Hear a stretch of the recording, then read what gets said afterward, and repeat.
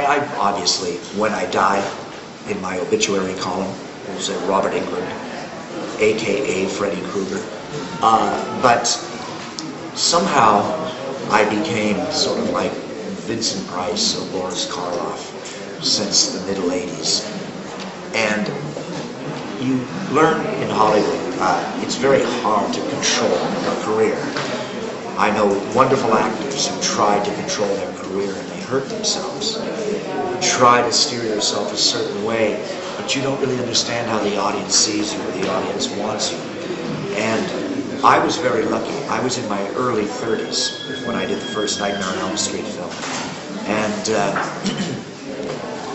I had already established myself in Hollywood. I'd done 12, maybe 15 movies by that time.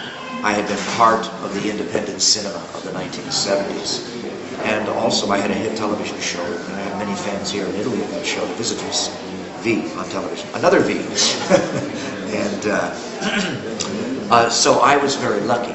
Had I done Freddy when I was 22 instead of 32, I might be giving you a very different answer right now. I might be on the psychiatrist's couch going, oh, I'm typecast, oh, I don't want to play monsters anymore. But I've had a great career. I just finished my 71st movie.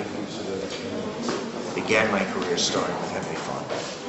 And last year I got to work with the great English actor Brian Cox, the original Hannibal Lecter. So I feel I've come full circle. And to be here in Italy now, preparing this film that I really believe in, that is a combination of fantasy, fairy tale, horror, and romance, using great Italian crews. You know, in the States, we all worship Italian cameramen, you know. Vittorio Storaro is our god.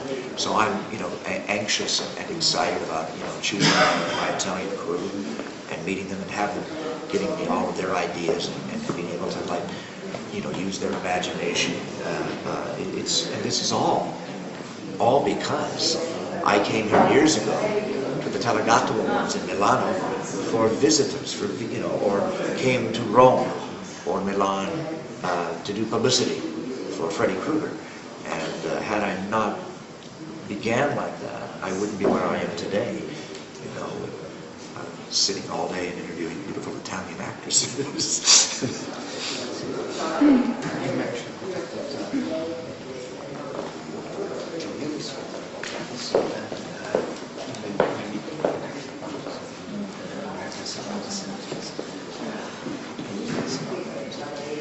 Well, you know, the thing about the 70s, and I don't know if it's the golden age, but it was the last renaissance before the Sundance independent renaissance in America of film.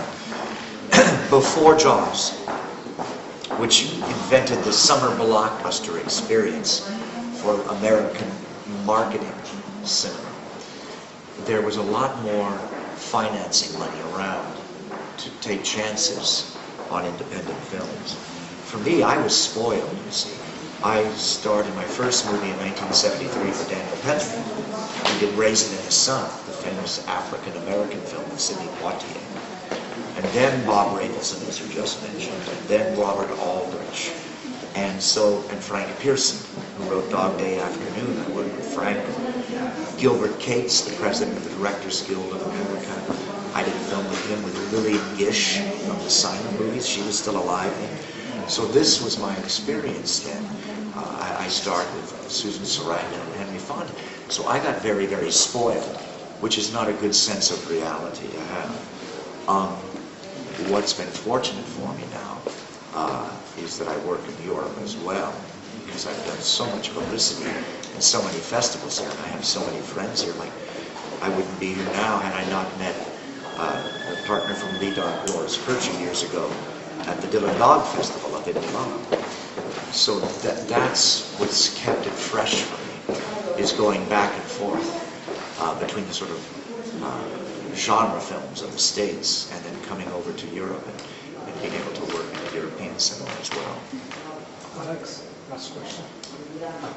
No, one more. E l'ultimo. Dici.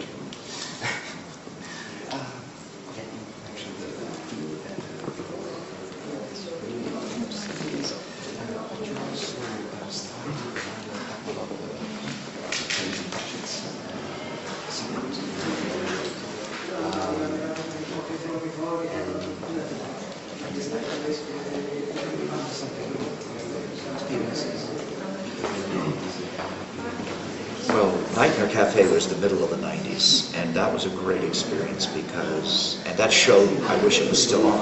It was such a pleasure to do. We shot up in Vancouver, Canada, and it was Wes Craven again. Every episode was different.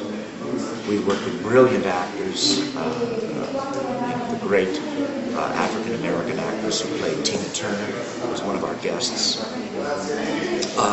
And Wes was behind the camera, always helping you with your dialogue, making it better, making it richer, and he's just a pleasure to work with. So that, I count that as one of the great experiences, you know, of my career. Freddy's Nightmares was where I first began directing. That's how they attracted me to that project. So that's where I began to be a union director. And that was fun. And then more recently, on cable in America, I starred for Toby Hooper in the Cable Ace-nominated series Masters of Horror. My particular movie there was called Dance of the Dead. And the young actress who starred in that film, Dance of the Dead, we are hoping to get to be the lead in our movie here in Italy, The Bish, Jessica Launis, and she's very beautiful and talented, like a beautiful young Jennifer Connelly. She's just an exquisite actress, and so we're hoping to lure her to our project and terrorize her with The Bish. Thank you.